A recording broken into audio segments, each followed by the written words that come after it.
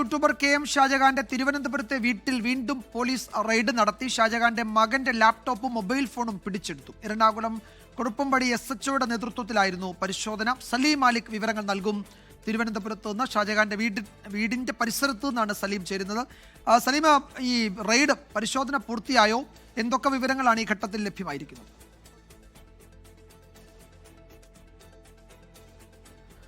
വിജയകുമാർ, പരിശോധന അതിന്റെ അവസാന ഘട്ടത്തിലാണ്. മണിക്കൂറുകളായി 2 മണിക്കൂറിലധികമായി തുടരുന്ന പരിശോധനയാണ്. ഇവിടെ തിരുവനന്തപുരം ആക്കുളം ചെറുവയ്ക്കലുള്ള KM ഷാജഹാന്റെ വീട്ടിലാണ് പരിശോധന തുടരുന്നത്. അത് ഏറ്റവും അവസാന ഘട്ടത്തിലാണ്. ഇനി ചില പേപ്പർ വർക്കുകളാണ് ഇപ്പോൾ അതുമായി ബന്ധപ്പെട്ട് പോലീസ് നടത്തുന്നത്. കുറുപ്പംപടി SHOയുടെ നേതൃത്വത്തിലാണ് ഇവിടെ പരിശോധന നടത്തുന്നത്. ഇവിടെ KM ഷാജഹാന്റെ മകന്റെ ലാപ്ടോപ്പും മൊബൈൽ ഫോണും ഉൾപ്പെടെയുള്ളവയും പിടിച്ചെടുത്തിട്ടുണ്ട്.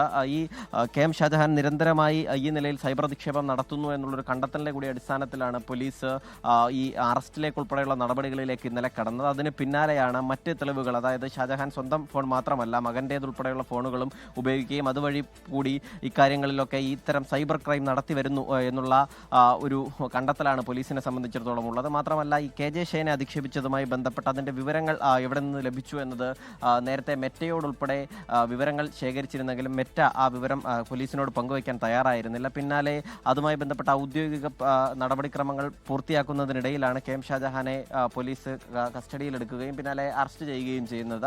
വിശദമായ തെളിവെടുപ്പ് ഇന്നലെയും ഇവിടെ പരിശോധന നടത്തിയിരുന്നു. ഈ സൈബർ കുറ്റകൃത്യമായതുകൊണ്ട് തന്നെ അതിൻ്റെ തെളിവുകൾ ഈ വീട്ടിൽ നിന്ന് കണ്ടെത്തുക എന്ന് പറഞ്ഞാൽ അത് ഫോൺ പരിശോധന, മൊബൈൽ പരിശോധന, ലാപ്ടോപ്പ് പരിശോധന തുടങ്ങിയ കാര്യങ്ങളാണ് ഉള്ളത്. അതിനപ്പുറത്തേക്കുള്ള തെളിവ് ശേഖരണം വീട്ടിൽ നിന്ന് കണ്ടെത്താൻ കഴിയില്ല, പ്രത്യേകിച്ചും സൈബർ കുറ്റകൃത്യങ്ങളുടെ സ്വഭാവം അനുസരിച്ച്. അതുകൊണ്ട് തന്നെ അത്തരത്തിലുള്ള കാര്യങ്ങൾ ഈ വീട്ടിൽ നിന്ന് പിടിച്ചെടുക്കുക, വീട്ടിൽ നിന്ന് പിടിച്ചെടുത്ത ശേഷം ഒരു പ്രാഥമിക പരിശോധന എന്ന നിലയിൽ അത് വീട്ടിൽ വെച്ച് തന്നെ പരിശോധിക്കുക. പിന്നാലെ അത് ഇവിടെ നിന്നും കളക്ട് ചെയ്ത് കൊണ്ടുപോവുകയും പോലീസ് സ്റ്റേഷനിൽ കൊണ്ടുപോയതിനു ശേഷം സൈബർ വിദഗ്ധരുടെ കൂടി സഹായത്തോടു കൂടി അതിൽ നിന്നുള്ള മറ്റു വിവരങ്ങൾ ശേഖരിക്കുക എന്നുള്ളതാണ് അത്തരത്തിലുള്ള പരിശോധനയുടെ രീതി. അതുകൊണ്ട് സ്വാഭാവികമായും വീട്ടിൽ നിന്ന് മറ്റെന്തെങ്കിലും തരത്തിലുള്ള ഒരു കണ്ടെത്തലുകൾ ഉണ്ടാവാൻ സാധ്യതയില്ല. പക്ഷേ ഈ പിടിച്ചെടുത്ത സാധനങ്ങൾ രേഖകളാക്കിയ ശേഷം ഇവിടെ നിന്ന് നേരെ എറണാകുളം കുറുപ്പംപടി പോലീസ് സ്റ്റേഷനിലേക്ക് എത്തിക്കുക. അവിടെ നിന്നും സൈബർ വിദഗ്ധരുടെ കൂടി സഹായത്തോടു കൂടി അതിൽ നിന്നുള്ള വിശദാംശങ്ങൾ ശേഖരിക്കുക എന്നുള്ളതാണ് സ്വാഭാവികമായുള്ള രീതി. അതുതന്നെയാവും ഇവിടെയും അവലംബിക്കുക. വിജയകുമാർ.